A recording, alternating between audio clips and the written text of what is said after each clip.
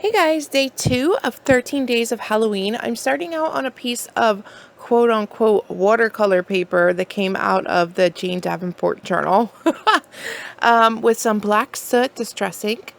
And then I also have oxide ink in spiced marmalade, twisted citron, and wilted violet. I would have used the oxide for the black soot as well, but I don't have oxide in that color. So I'm going to take some acetate. I'm going to put a little bit of my ink down, add a little bit of water, and then smoosh that around my page. I'm going to dry the green layer first before I add the purple because I don't want them to mix and make mud. And I'm just going to, what I really wanted was like a little bit of Halloween-y kind of colors going on. But I went overboard because once I start, I can't stop. It's fun to smoosh them, you know? Anyway, so then I'm going to add some of the black and some of that dripped off of my acetate, the black. And so I just went with it and added a couple more drips. And then the green was not vibrant enough for me. So I have the twisted citron in the spray. It's not oxide, but I added the regular Distress twisted citron spray on top of the oxide just to get a more vibrant color. And then I added some water splatters with the Distress spray. You know, if you spray it like if you don't pull the sprayer back as far as it goes, you get those big water droplets. So then once that's completely dry, I'm going to take this Finnabair stencil that kind of has these like squares to it and some Dusty Concord Distress ink, regular, not oxide.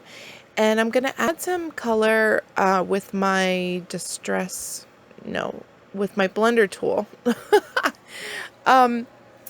And this is where it got out of hand. My vision for this was that like it had like splotchy colors here and there.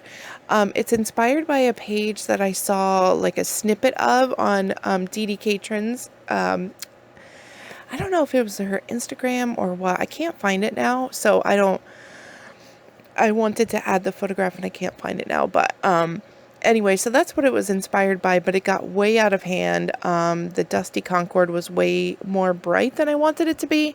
So since everything was a little too intense for me, I added some Sidewalk Chalk Lindy's White over the whole thing. I let that dry naturally, and it kind of toned things back and kind of made it so that I was more happy with the way that it looked. So then I'm going to take this crow stamp by Viva Las Vegas Stamps and some black ink, and I'm going to use my Tim Holtz stamper tool or stamp platform because this paper is kind of textured. It's supposed to be watercolor paper, but let's be honest, it's not. It's from the Jane Davenport journal and it fell out of the journal. Like, it's so terrible. And it kind of has like texture to it like watercolor paper would, but when you add water or like watery inks to it, it like pills up. Oh, it's just so terrible. Anyway, so I had to stamp that crow a couple times to get a solid black impression, which is why I use the stamp positioner to add that crow on there. And then I also have this like branch with spider webs.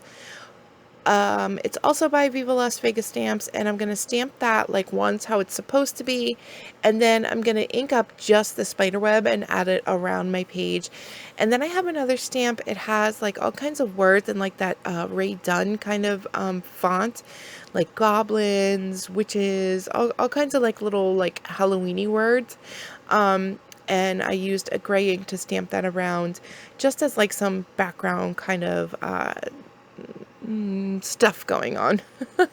So I have this lace kind of fishnet stuff that I got. I think it's from the Dollar Spot at Target, but it doesn't have a label. So I'm not sure, but I think that's where it's from. So I kind of tattered it a little bit, and I'm going to add a little bit of an embellishment cluster underneath my crow there. I have some pieces from the Tim Holtz ephemera pack, the ephemera bits it's called. They're smaller than the regular ephemera pack. And I inked that up with the Twisted Citron just so it would kind of match. I'm going to add some spiderweb washi tape as well to the bottom of my crow, and then I'm going to stick my fishnet ribbon, that's the word I'm looking for, ribbon to the bottom there as well. I'm going to glue that down with glossy accents, but only at the top, because I'm going to run the whole thing through my sewing machine. I ran it all around the edges, and then it stitched that fishnet and everything else down there as well. And then this is a chipboard word phrase, the Halloween ones from Tim Holtz, but they're very dimensional. So you're able to peel like the top part off of the cardboard so that you only have like a less dimensional kind of piece to it. So that's what I did. And then I'm going to add some of these bats. They're from the Tim Holtz Bat Crazy die. It just came out in 2019. I love this die. I'm using these bats on everything. It's got 2 different kinds of dies in a whole bunch of different sizes, like the bats that like have their wings out, and then the bats that have their wings up, and then both of those are in 2 different sizes, and I find that I'm using them over and over. They're like a great little like just extra something going on. So this is my final piece. Very simple, but again, D.D. Catron inspired. And yeah, so if you want to win a spot on Lifebook, go to day 1 of 13 Days of Halloween and comment on that post. We are still trying to get a winner for Lifebook 2020. And yeah, thank you so much for watching, and I will talk to you guys tomorrow. Bye-bye, guys. Oh, also, if you don't know what Lifebook 2020 is and are interested in learning more about it, there is a link in the description box down below, or if you want to sign up for it, link also down below.